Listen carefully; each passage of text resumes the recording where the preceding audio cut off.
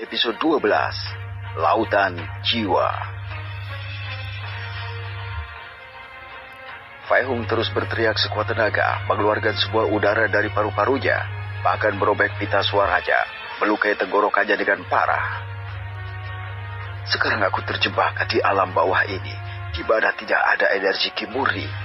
Katakan padaku, apa yang kau inginkan dariku? Kamu benar-benar ingin aku mati, bukan? Sayang sekali. Kamu tidak bisa. Jadi kau berencana untuk menghukum aku dengan cara ini. Bahkan dengan suara serak yang parah, Fei Hung terus berteriak untuk melepaskan semua kebenciannya. Kau mengirimku ke dunia ini. Kau bahkan membawaku pergi dari orang yang kucintai. Menjauhkanku dari keluargaku. Mereka adalah satu-satunya keluarga yang kumiliki, dan kau membawaku pergi dari mereka. Aku bahkan tidak tahu apakah aku bisa kembali dan bertemu mereka. Sialan.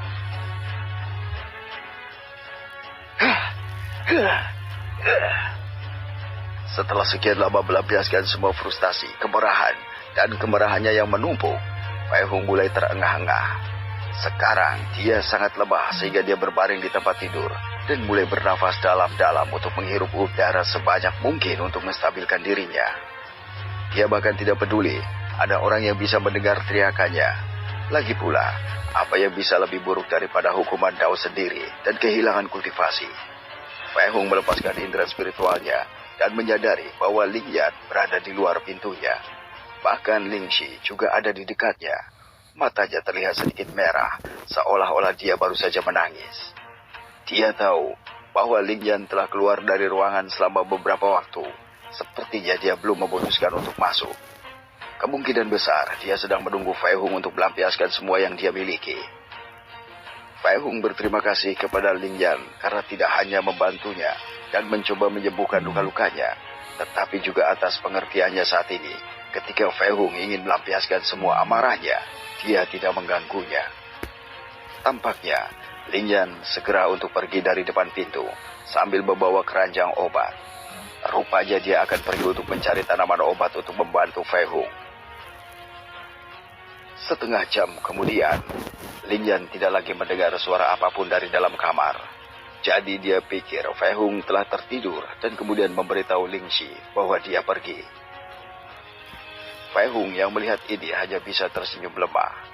Sekarang, dia memeriksa bola terang yang berada di dantiannya. Selain dari kultivasinya yang tersegel, dunia kecilnya telah hilang. Jadi itu pasti terkait dengan semua yang dia rasakan. Fei Hung melepaskan indera spiritualnya dan mengarahkannya ke dantiannya. Bola kristal yang masih bersinar tidak kehilangan vitalitasnya dibandingkan dengan vitalitas energi kultivasinya yang sedang disegel. Bola kristal itu melayang di dantiannya. Apa ini? Fei Hung mulai memeriksa apa bola kecil itu. Dia tidak ingin mengarahkan indera spiritualnya langsung ke sana. Dia sudah memiliki beberapa pengalaman buruk dan dia benar-benar tidak ingin situasi seperti itu terjadi lagi. Selama lebih dari 5 menit melihat bola kristal itu, Fei Hung masih tidak tahu benda apa itu. Sepertinya aku pernah melihat benda ini sebelumnya, tetapi aku tidak tahu di mana.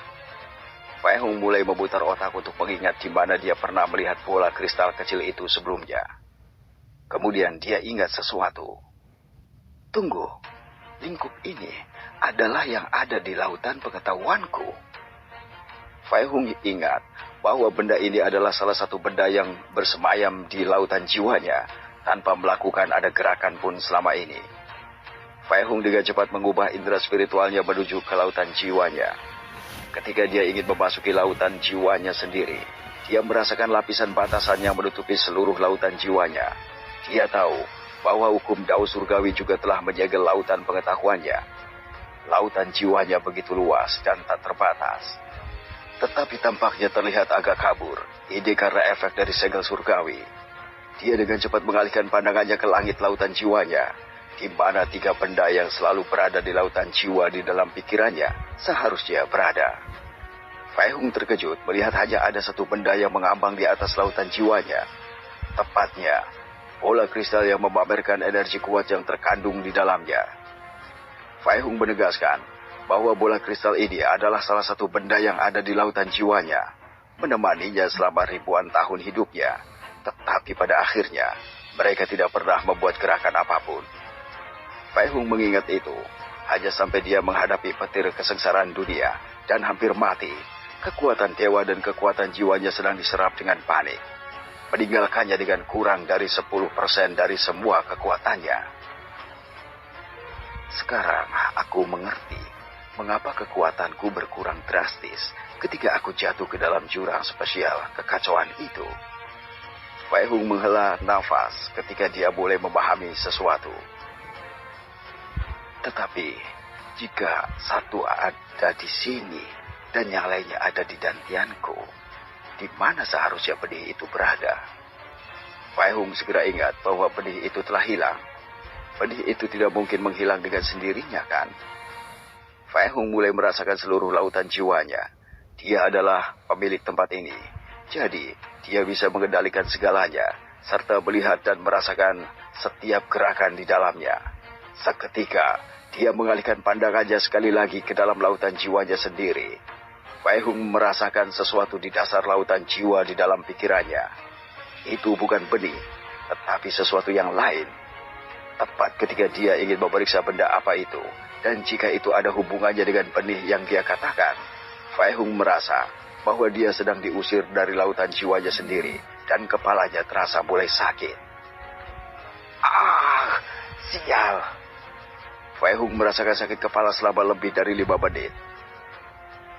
Sepertinya, aku tidak memiliki kekuatan jiwa yang cukup untuk berada di lautan jiwaku sendiri.